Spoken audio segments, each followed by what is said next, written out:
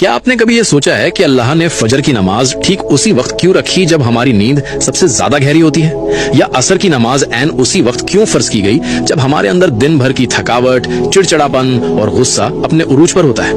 ہم میں سے بہت سے لوگ یہ سمجھتے ہیں کہ یہ صرف ایک عبادت کا طریقہ ہے یا یوں ہی کوئی وقت مقرر کر دیا گیا ہے، لیکن حقیقت میں یہ کوئی اتفاق نہیں ہے۔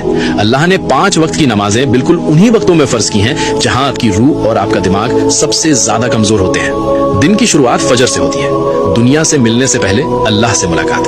صبح کے وقت آپ کے جسم میں ایک خاص ہارمونل بدلاؤ ہوتا ہے جسے medical science cortisol awakening response کہتی ہے۔ یہ وہ وقت ہے جب رزق عطا کیا جا رہا ہوتا ہے اور فرشتے اپنی ڈیوٹی بدل رہے ہوتے ہیں۔ اگر آپ اس وقت سوتے رہ گئے تو آپ نے اپنے پورے دن کی بنیاد ہی کمزور کر دی۔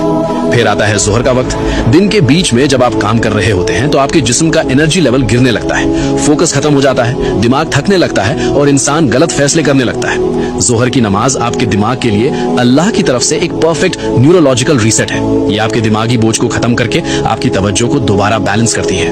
اب بات کرتے ہیں عصر کی، جسے جذباتی کمزوری کا وقت کہا گیا ہے۔ شام سے پہلے کے اس وقت میں انسان اکثر غصے میں ہوتا ہے، دوسروں پر بڑھاس نکالتا ہے اور سب سے زیادہ غلطیاں کرتا ہے۔ اسی لیے اللہ نے قرآن کی سورہ العصر میں وقت کی قسم کھائی ہے۔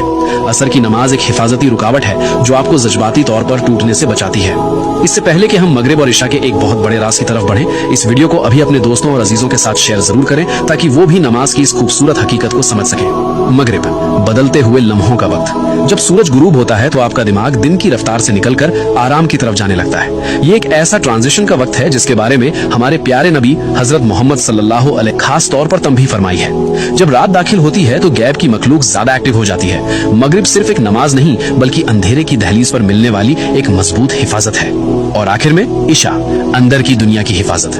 جب اندھیرا چھا جاتا ہے تو انسان کے اندر اوور تھنکنگ بڑھنے لگتی ہے، دل پر ایک عجیب سا جذباتی بوجھ محسوس ہوتا ہے۔ اسلام میں نیند کو ایک چھوٹی موت کہا گیا ہے جہاں آپ کی روح قبض کی جاتی ہے۔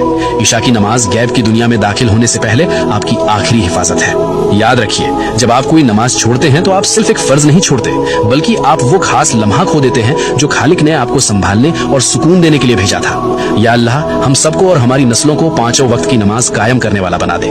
کامنٹس میں ایک بار دل سے آمین ضرور لکھیں۔